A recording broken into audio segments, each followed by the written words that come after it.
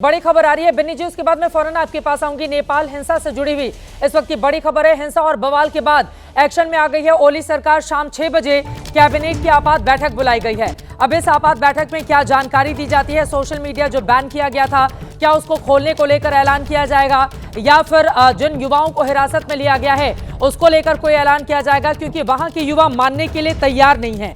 नेपाल में आप ये जानिए कि 28 मई 2008 को 240 साल की राजशाही खत्म की गई, लोकतंत्र की स्थापना की गई, इस उम्मीद के साथ कि वहां पर पारदर्शिता आएगी, वहां पर एक बेहतर भविष्य के लिए जो नेपाल है वो आगे की ओर बढ़ेगा। लेकिन नेपाल में दुर्दशा इस तरह की हो गई है कि अब युवाओं को सड़क पर उतरकर आप देखिए किस तरह से शिकार होना पड़ा है। जबरदस्त गोलीबारी भी हुई है, कई लोगों की जान जाने की खबर है। 300 से ज्यादा लोग वहां पर बुरी तरह से जख्मी हुए हैं, इस तरह की खबर भी निकलकर सामने आई है। बिन्नी जी, अब सीधे आपके पास आते हुए मौजूदा हालात क्या बता रहे हैं, क्या खबर, क्या जानकारी, इसका हिंदुस्तान पर किस तरह से असर आप देख रहे हैं? बिन्नी शर्मा जी।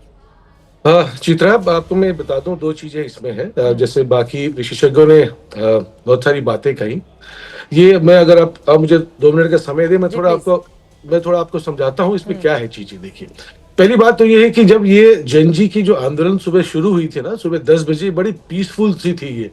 जितने एक्सपर्ट्स हैं पैनल में, जितने पैनलिस्ट हैं, they all know Kathmandu very well. तो माइती घर से लेके पार्लियामेंट हाउस तक, संसद तक, जब ये 10 बजे ये शुरुआत हुई थी, जब ये पहुंचे थे वहां पे, बड़ी शांतिपूर्वक रूप से ये लोग पहुंचे थे और वहां बैरिकेड लगाई गई थी, वो बैरिकेड में बैठ गए थे। और दूसरी तरफ से अपोजिट डायरेक्शन से जो एक भीड़ आई, वहां से एक बहुत बड़ी जुलूस आई, उन्होंने ये तोड़फोड़ शुरू की थी। हाँ, एक बात सही है, देखिए, ये एक बहुत इंपॉर्टेंट बात ये कि यूथ भविष्य देखना चाहते हैं, want to see the blueprint of the future, जो बिल्कुल ही अंधकार है।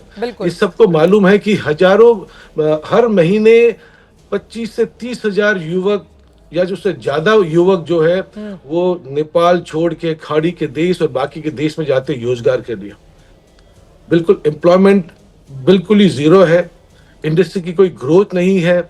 और जो है, जितने भी बच्चे जो पढ़ाई करते हैं वो 12वीं के बाद ही वो विदेश जाते हैं, क्योंकि उनको देश में कुछ मिला नहीं है, ना कुछ है देश में मिलने को।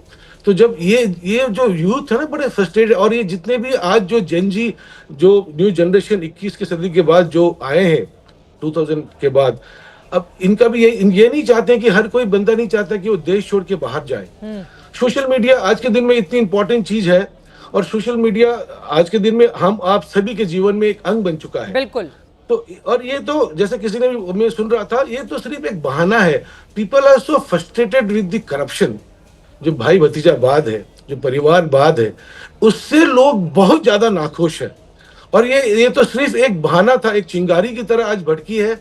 और इसमें जो है सिर्फ यूथ नहीं थे, मैं आपको बता दूं, क्योंकि मैं जितना नेपाल को जानता हूँ, मैं 10 साल में I was a bureau chief for national channel, Indian channel, so half of my family is there. तो मेरी जो कनेक्ट है इसमें, आज की जो आंदोलन हुई उसमें सिर्फ जनरेशन यूथ नहीं थे, इसमें जो है सरकार से नाखुश सारे लोग और सारे ऑपोजिशन पार्टी के भी लोग इसमें थे। देखिए, ये बात सच है। हाँ, और कई लोगों ने समर्थन किया है, कई लोगों की ओर से समर्थन किया गया है। यहाँ तक कि काठमांडू के मेयर भी बोल रहे हैं कि मेरी अब उम्र उतनी नहीं है, लेकिन मैं उन युवाओं के साथ खड़ा हुआ हूँ। बालन शाह बहुत ही पॉपुलर मेयर है, और वो हमेशा he's been fighting against corruption। और आपने थोड़ी देर पहले कहा कि 6 बजे कैबिनेट की बैठक होने वाली है। सही बात है। मैं कई मंत्रियों से मैंने बात की, और जहां तक उनको भी ये उम्मीद है कि ये जो है फैसला जो है बैन करने का, जो समय सीमा दिया गया था 1 हफ्ते का, शायद इसमें थोड़ा रेक्टिफाई करके इस बैन को जो है खोला जाएगा। मुझे ये जानकारी मिली है। लेकिन इसके बाद क्या वहां पर शांति आ जाएगी, ये बड़ा सवाल है। एक बार फिर से दर्शकों को हम बता दें, जिस तरह की तस्वीरें अभी थोड़ी देर पहले जो तस्वीरें हमने चलाई हैं, दोबारा से उसको चलाएंगे। और इस सवाल के साथ आपके पास आते हुए वैभव, देखिए उसमें लिखा हुआ है यूथ अगेंस्ट करप्शन, और उसके जरिए खूब बड़ा सा बैनर लेकर, और हमने हिंदुस्तान में भी एक वक्त पर देखा था इंडिया अगेंस्ट करप्शन की लड़ाई चली, और उसके बाद कैसे दिल्ली में सरकार भी बदल गई थी। लेकिन यहां पर ये जो तस्वीरें हैं, अब कहा जा रहा है कि सरकार ने बैन वापस ले लिया है। क्या इसके बाद वहां का युवा अपने घरों में चला जाएगा? ये हम उस बड़े से बैनर की तस्वीर दिखा रहे हैं। आप देखिए, प्रदर्शनकारी जब ऊपर उठते हैं तो फिर पुलिसकर्मी उनको नीचे खींचने की कोशिश करते हैं, लेकिन यूथ मानने को तैयार नहीं है। क्या बैन वापस लेने के बाद वहां पर शांति आ जाएगी, या फिर आपको लग रहा है कि ये जो लड़ाई करप्शन को लेकर चल रही है, ये सत्ता बदलने तक जारी रहने वाली है नेपाल में? देखिए डैमेज तो हो चुका है, ये बैन वापस ले लें। जैसे मैंने कहा कि ये एक चिंगारी थी, ये जो बैन था जिसने ये आग भड़काई, लेकिन ये आक्रोश जो है पिछले ऑलमोस्ट 10 साल से वहाँ के लोगों में पनप रहा है। और ये गुस्सा सिर्फ ओली के खिलाफ नहीं है। जो दल इनका समर्थन करने की बात कर रहे हैं विपक्ष के कि भाई हम इनको समर्थन करते हैं, हम इनके साथ खड़े हैं, ये जनता उनसे भी उतनी ही नाराज है, क्योंकि इन्होंने ट्राई करके देखा हुआ है कि अगर वो ओली को भी हटाते हैं तो जब ये आते हैं, चाहे वो प्रचंड आए या कोई भी आए, उनके सत्ता में भी वही भ्रष्टाचार, वही करप्शन, वही नाउम्मीदी, वही कोई रास्ता नहीं दिखता है, वही उनका जो है विस्थापन अलग अलग देशों में नौकरी के लिए, अलग अलग चीज़ों के लिए वही होता है, बदलता उनके जीवन में कुछ नहीं है। बिल्कुल। तो देखिए ये जो आंदोलन है ये नाउम्मीदी से तंग आए हुए युवा का आंदोलन है, जो कि इस सिस्टम से, इस व्यवस्था से दुखी है जो नेपाल में चल रही है, कि अपनी अपनी बारी लेकर के नेपाल की जनता को लूटने का जो प्रपंच फैलाया हुआ है वहाँ पे अलग अलग पॉलिटिकल पार्टीज ने, उससे ये नाराज है। अब चलिए ये वापस ले भी लेते हैं।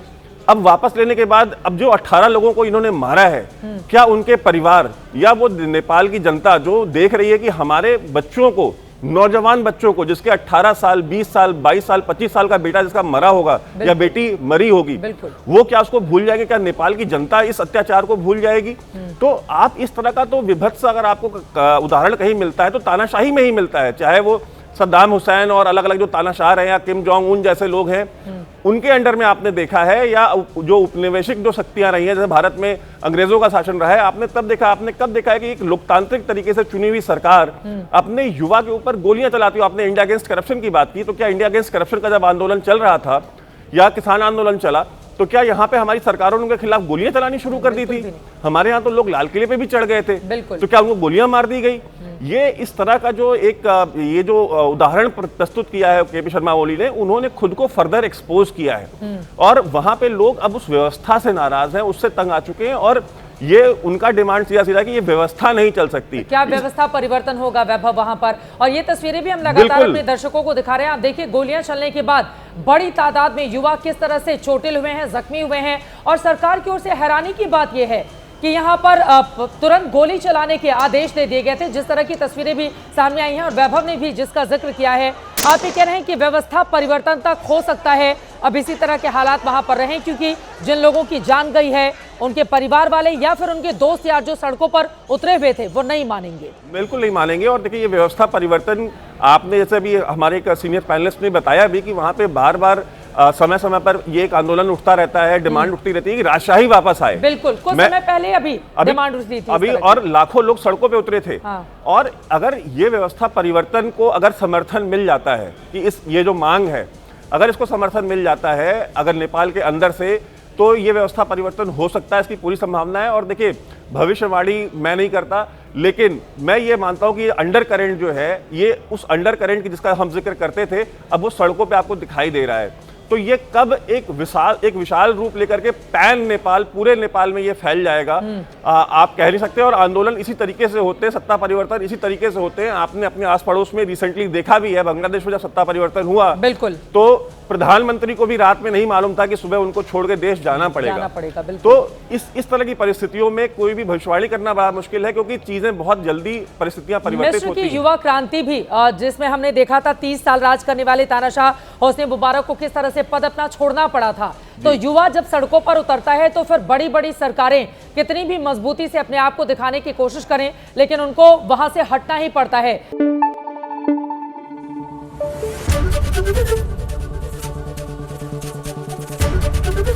एबीपी न्यूज आपको रखे आगे।